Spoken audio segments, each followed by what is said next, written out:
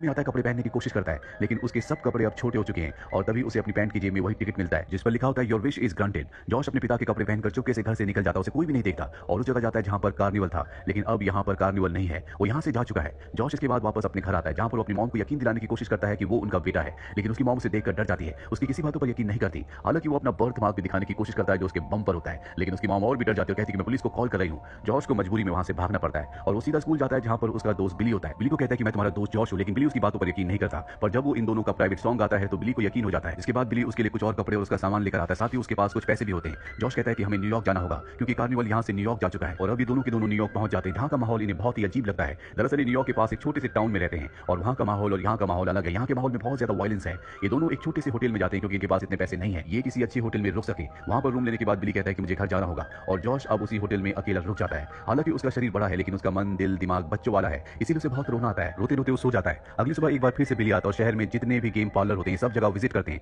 लेकिन इन्हें वो गेम कहीं नहीं मिलती। इसके बाद ये एक ऑफिस में जाते हैं जहां पर शहर में हो रहे कार्निवल्स की लिस्ट मांगते हैं। इन्हें बताया जाता है कि इसके लिए तुम्हें 4 हफ्तों तक इंतजार करना होगा। ये सुनकर जॉश पूरी तरह से परेशान हो जाता है। वो बिली से कहता है कि मैं 4 हफ्तों तक क्या करूंगा। बिली कहता है कि तुम्हें जॉब करनी होगी और इसके बाद ये न्यूज़पेपर में जॉब का आर्टिकल देखना शुरू कर देते हैं। इसके बाद इन्हें पता चलता है कि एक टॉय कंपनी में वैकेंसी है और जॉश उस टॉय कंपनी में इंटरव्यू देने के लिए जाता है जहां पर बॉस उससे पूछता है कि तुम्हें कितने सालों का एक्सपीरियंस है। जॉश कह देता है 4 सालों का। इसके बाद जॉश को जॉब मिल जाती है। अब जॉश यहाँ पर काम करना शुरू कर देता है, जिसके बाद वो अपनी मॉम को कॉल करके बताता है कि तुम्हारा बेटा ठीक है। उसकी मॉम को लगता है कि इसी इंसान ने उनके बेटे को किडनैप किया है, इसलिए जॉश को धमकी देती है कि अगर मेरे बेटे को कुछ भी हुआ तो तुम भी बच नहीं पाओगी। जॉश ऑफिस में बहुत अच्छे से काम करता है। दरअसल वो बहुत जल्दी जल्दी काम करता है। इसी टॉय कंपनी में एक और लड़की काम करती है जिसका नाम सुजन है, लेकिन सुजन अपने काम से अपनी जिंदगी से सेटिस्फाइड नहीं है। उसका एक बॉयफ्रेंड भी होता है जो मार्केटिंग का हेड है और इन दोनों ने मिलकर बहुत सारे टॉयज की एक चेन बनाई होती है जिनकी सेल्स अब पूरी तरह से ड्रॉप हो चुकी है। वहीं दूसरी तरफ जॉश को दिखाया जाता है जो हमेशा जल्दी जल्दी काम करता है ताकि जल्दी अपना काम खत्म करके यहाँ से निकलकर वो अपने दोस्त बिली से मिले और ये शहर में गेम को ढूंढे, और इसी जल्दबाजी के चलते वो अपने बॉस से टकरा जाता है। बॉस के साथ इस वक्त सुजैन और उसका बॉयफ्रेंड भी होता है, लेकिन बॉस इस बात को माइंड नहीं करता और वो उन दोनों को कहता है कि जिंदगी में जल्दबाजी होना बहुत जरूरी है। और अब जॉश एक टॉय शॉप में जाता है जहां वो टॉयज के साथ खेलना शुरू कर देता है, बहुत एंजॉय कर रहा होता है। तभी उसका बॉस यहाँ पर आकर उसे देख लेता है और ये दोनों के दोनों एक टॉय के बारे में बात करते हैं। जॉश उस टॉय के बारे में बहुत अच्छी डिटेल्स बताता है कि उसमें क्या होना चाहिए और क्या नहीं,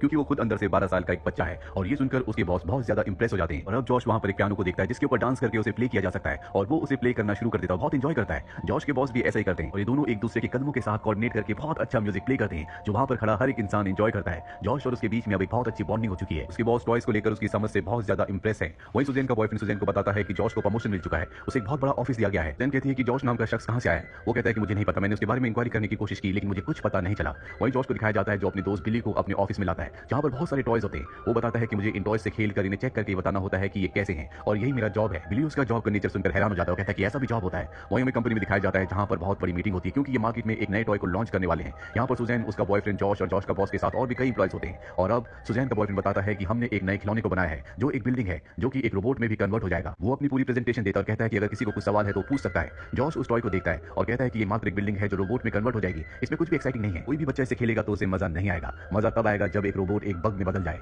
और ये सबको बहुत अच्छा लगता है, इसीलिए इस टॉय को रिजेक्ट कर दिया जाता है और तय किया जाता है कि अब इसी तरह का टॉय बनाया जाएगा जो कि एक रोबोट होगा और बग में कन्वर्ट हो जाएगा। जैन के बॉयफ्रेंड को बिल्कुल अच्छा नहीं लगता क्योंकि ये उसका डिजाइन था जो कि अब रिजेक्ट हो चुका है। वही कंपनी की पार्टी होती है जहां पर जॉश भी आता है जिसने बहुत ही अजीब कपड़े पहने होते हैं। सब उसे देखकर हंसते हैं। यहाँ पर सुजैन भी अपने बॉयफ्रेंड के साथ होती है जो बोर हो रही होती है क्योंकि उसका बॉयफ्रेंड हमेशा बिजनेस की काम की बातें करता है, इसलिए जॉश के पास आ जाती है। जॉश को भी यहाँ का खाना पसंद नहीं होता। ये दोनों तय करते हैं कि ये बाहर जाएंगे और कंपनी की गाड़ी में राइड करना शुरू कर देते हैं। जॉश वहां पर गाड़ी से खेल रहा होता है क्योंकि उसे हर एक चीज बहुत एक्साइटिंग लगती है। जिसके बाद वो गाड़ी के सनरूफ से बाहर निकल जाता है। वो सुजैन को भी बाहर बुलाता है और यहाँ पर जॉश हर एक चीज को एंजॉय कर रहा है। वो सुजैन को बताता है कि मैं यहीं पास में रहता हूँ। इसके बाद दोनों उसके अपार्टमेंट के बाहर आ जाते हैं। सुजैन जॉश से कहती है कि मुझे तुम्हारे साथ इतनी जल्दी नहीं सोना चाहिए, पर ये बात उसे बिल्कुल समझ नहीं आती क्योंकि वो 12 साल का बच्चा है। और अभी दोनों के दोनों जॉश के फ्लैट के अंदर जाते हैं जहां जाकर सुजैन पूरी तरह से हैरान हो जाती है क्योंकि यहाँ पर चारों तरफ खिलौने होते हैं। उसे लगा था कि आलीशान घर होगा लेकिन ये किसी बच्चे के घर की तरह होता है। यहाँ पर ट्रैम्पोलिन भी होता है जिस पर जॉश बहुत एंजॉय करता है और सुजैन को भी ऐसा करने के लिए कहता है। हालांकि सुजैन ऐसा नहीं करना चाहती पर जॉश के कहने पर वो भी ऐसा करती है और उसे बहुत अच्छा लगता है। इसके बाद ये दोनों बहुत देर तक गेम्स खेलते हैं। रात को सुजैन अपने बेड पे सो जाती है क्योंकि यहाँ पर कोई भी ऐसा बेड नहीं होता जिसमें 2 लोग एक साथ सो सके। ये बच्चों के बेड होते हैं। अगली सुबह दिखाया जाता है कि सुजैन अपने बॉयफ्रेंड के साथ उसकी गाड़ी में होती है। उसका बॉयफ्रेंड अभी काम की बातें कर रहा होता है लेकिन सुजैन बच्चों की तरह गाड़ी से खेलना शुरू कर देती है। उसका बॉयफ्रेंड कहता है कि बच्चों वाली हरकतें क्यों कर रही हो। ये सुनकर उसके चेहरे पर मुस्कुराहट आ जाती है। अब सुजैन का बॉयफ्रेंड किसी भी तरह से जॉश को जानना चाहता है वो कैसा इंसान है, इसीलिए वो उसे गेम पर इनवाइट करता है जहां पर उसे गेम के सारे रूल्स बताता है और अभी दोनों गेम खेलना शुरू कर देते हैं। इसमें जॉश जीत रहा होता है। सुजैन के बॉयफ्रेंड को बिल्कुल अच्छा नहीं लगता, वो चीटिंग करना शुरू कर देता है और सुजैन के बॉयफ्रेंड और जॉश के बीच में लड़ाई हो जाती है। इसके चलते वो जॉश को पंच मार देता है, उसकी नाक से खून निकलना शुरू हो जाता है। सुजैन जॉश के पास आती है और उसे कहती है कि वो तुमसे डरता है इसीलिए उसने तुम्हें पंच मारा। तुम और वो एक ही काम करते हो लेकिन तुम कितने अच्छे हो, कितने शांत हो, लेकिन वो तुमसे पूरी तरह से अलग है। और इसके बाद सुजैन उसे किस करके यहाँ से चली जाती है। वहीं जॉश अपने बॉस के पास जाता है जहां पर उसका बॉस 12-13 साल के बच्चों के लिए टॉय बनाना चाहता है, लेकिन जॉश कहता है कि 12-13 साल के बच्चों को टॉय की नहीं बल्कि एक गर्लफ्रेंड की जरूरत होती है। और यहाँ पर उसे एहसास होता है कि अब वो बड़ा हो चुका है, वो सुजैन की उम्र का है और सुजैन को वो अपनी गर्लफ्रेंड बना सकता है। है। सीधे सुजैन के पास जाता है, दोनों के दोनों रोलर कोस्टर पर बहुत एंजॉय करते हैं, इसके बाद ये डांस भी करते हैं। सुजैन कहती है कि आज तक मैं तुम जैसे इंसान से नहीं मिली। सुजैन उसे अपने घर ले जाती है जहां पर एक दूसरे के साथ इंटीमेट हो जाते हैं। सुजैन के साथ रहकर जॉश को बहुत अच्छा लगता है, उसकी जिंदगी में एक बहुत बड़ा बदलाव आ चुका है। अगली सुबह वो एक बुक स्टोर पर होता है जहां पर वो देखता है कि 12-13 साल के बच्चे कॉमिक्स को बहुत ही रुचि से पढ़ रहे होते हैं और तभी उसके दिमाग में एक आइडिया आता है कि अगर एक डिजिटल कॉमिक्स बनाई जाए तो बहुत ज्यादा फेमस हो सकती है। इसीलिए सुजैन के पास जाकर उसे अपना आइडिया बताता है। सुजैन को बहुत ही अच्छा लगता है। वहीं जॉश के दोस्त बिली को दिखाया जाता है जिसे वो लिस्ट मिल चुकी है जिससे शहर के हर एक कार्निवल के बारे में इन्हें पता चल जाएगा, यानी कि इन्हें अब वो मशीन मिल जाएगी जिससे एक बार फिर से जॉश बच्चा बन सकता है। वो जॉश को कॉल भी करता है लेकिन जॉश अपने आइडिया में बहुत ज्यादा फेमस होता है, इसीलिए वो अपने दोस्त बिली की कॉल को रिसीव नहीं करता। बिली को इस बात से गुस्सा आता है, वो जॉश के ऑफिस जाता है। जॉश को बताता है कि मुझे लिस्ट मिल चुकी है, अब तुम्हें हर जगह कॉल करना और पता करना है कि तुम्हारी वो मशीन जिसका नाम ज़ेलॉक मशीन है वो कहां पर है, जिसके बाद एक बार फिर से तुम बच्चे बन सकते हो। जॉश कहता है कि मैं अभी काम में बहुत बिजी हूं। वो बिली की बात अच्छे से नहीं सुन रहा होता। बिली को गुस्सा आ जाता है और वो जॉश से कहता है कि तुम्हें मेरी बात अच्छे से सुननी चाहिए, मैं तुमसे 3 महीने बड़ा हूं। और ये कहकर वो वहां से चला जाता है। घर आने के बाद बिली खुद ही कॉल करता है और पता करता है कि वो ज़ेलॉक मशीन कहां पर है। इस जगह कॉल करने के बाद उसे पता चल जाता है कि वो ज़ेलॉक मशीन कहां पर है। वो उस मशीन का एड्रेस लेकर एक बार फिर से जॉश के ऑफिस में जाता है और उसके टेबल पर एड्रेस रखकर वहां से निकल जाता है। वहीं जॉश को दिखाया जाता है जो सुजैन के पास जाता है जिससे वो प्यार करता है और उसे बताता है कि वो कोई बड़ा लड़का नहीं है बल्कि उसकी उम्र मात्र 12 साल है। उसे एक ज़ेलॉक मशीन मिली थी जिसमें उसने विश मांगी और उसके बाद वो बड़ा हो गया, लेकिन सुजैन उसकी बात पर यकीन नहीं करती। वो वहां से चला जाता है पर अब सुजैन उसके बारे में सोचती है। जिस तरह से उसका घर रहन सहन होता है उससे कहीं ना कहीं उसे उसकी बात पर यकीन आना शुरू हो जाता है। साथ ही उसके वॉलेट में उसे वो टिकट भी मिलता है जो विश मांगने के बाद ज़ेलॉक मशीन से निकला था जिस पर लिखा होता है योर विश इज ग्रांटेड।